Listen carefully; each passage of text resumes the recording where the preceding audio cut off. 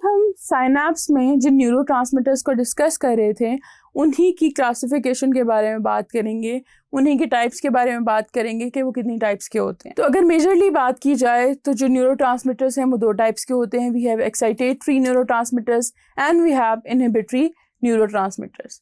Excitatory जो है, नाम से भी पता चल रहा है, वो क्या करते हैं कि ट्रिगर करते हैं नर्व इम्पल्सेस को, जबकि जो इनहिबिटरी हैं they decrease the threshold of stimulus, यानी कि वो इनहिबिट कर रहे होते हैं, स्टिमुलस को अपने थ्रेशोल्ड तक नहीं पहुंचने देते कि वो कोई नर्व इम्पल्स ट्रिगर कर सके। जो एक्साइटेटरी न्यूरोट्रांसमीटर्स हैं they cause increased membrane permeability to sodium ions and thus trigger nerve impulses are said to be excitatory.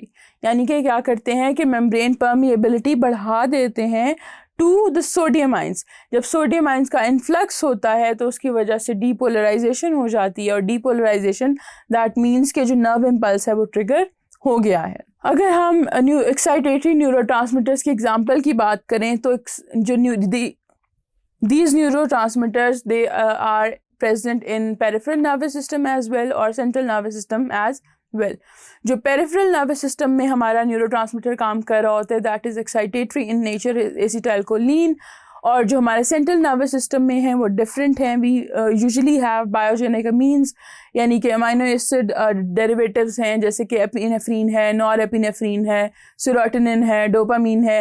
ये सारे के सारे जो न्यूरोट्रांसमीटर्स हैं ये हमारे सेंट्रल नर्वस सिस्टम में काम कर रहे होते हैं। अब जो एक्साइटेटरी न्यूरोट्रांसमीटर्स हैं इनके कुछ डिफरेंट फंक्शंस भी हैं। पहली बात तो ये है, अब जो इनहिबिटरी न्यूरोट्रांसमीटर्स हैं उसकी एग्जांपल्स हमारे पास अमाइनो एसिड्स की फॉर्म में है। We have gamma amino butyric acid, इसको हम गैबा भी बोलते हैं शॉर्ट में, और ग्लाइसिन।